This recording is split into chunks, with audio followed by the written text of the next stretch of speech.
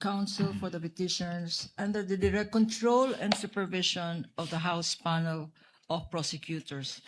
We'd like to call on our first witness, Your Honors, Mr. Roderick C. Wamil.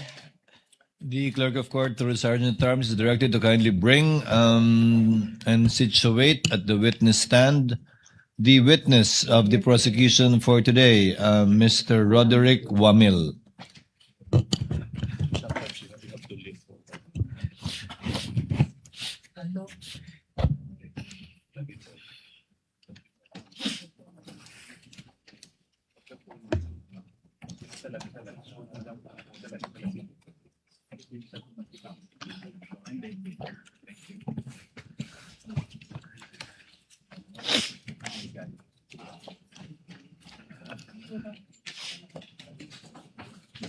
Before you sit down, Mr. Wamil, clerk of court is directed to subscribe the witness, or rather put the witness under oath. Apologies. Please raise your right hand.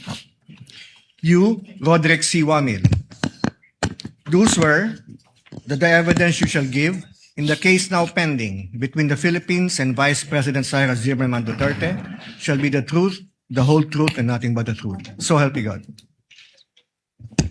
You may sit down, Mr. Wamil.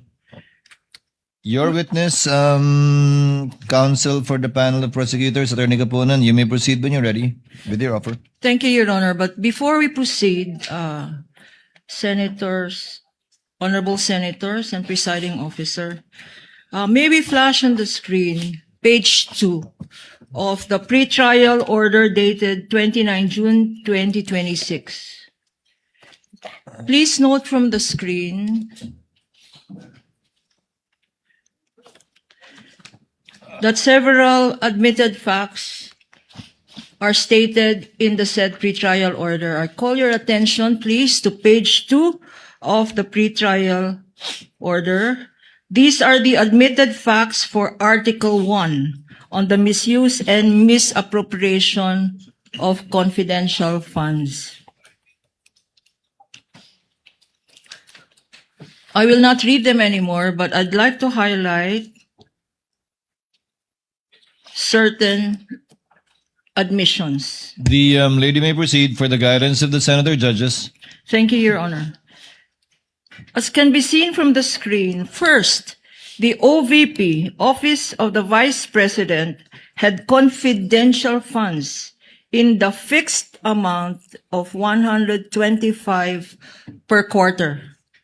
The first quarter of 2023 is February 6 to March 29, 2023.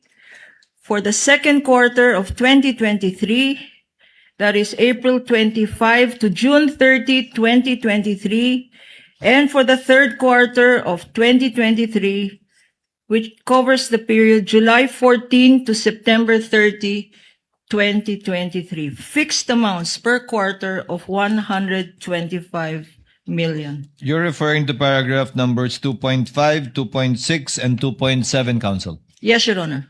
You may proceed.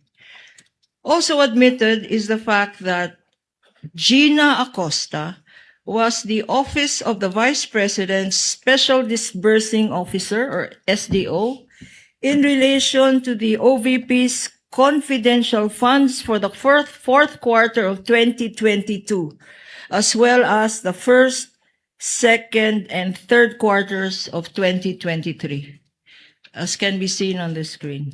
May I ask counsel for the respondent? We confirm that, Your Honor. Thank you, counsel. Likewise, Your Honor, this honorable court presiding officer will recall that in the hearing last Wednesday, several stipulations were made by both parties, and in fact, upon the initiative of Attorney Poa, counsel for the respondent. May I just remind this court what these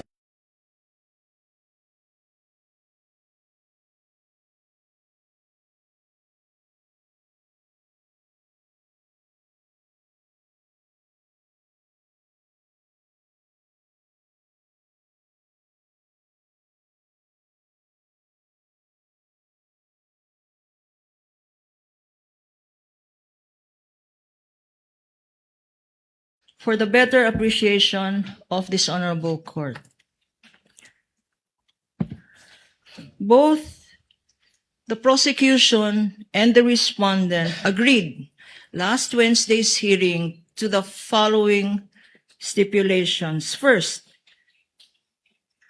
that the OVP issued 4 checks, all in the name of Gina F. Acosta, worth 125 million each on December 20, 2022, January 31, 2023, April 18, 2023, and July 13, 2023.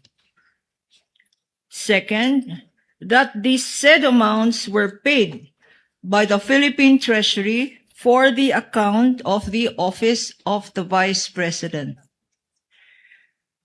Third, that Ms. Gina Acosta received the amounts of the said checks on December 20, 2022, February 6, 2023, April 25, 2023, April 10, 2023, and July 11, 2023. Likewise stipulated, Your Honor, that the said amounts were paid by the Philippine Treasury for the account. Counsel, Yes, with respect to the last check, what was the date of encashment? You mentioned July 11, or is it July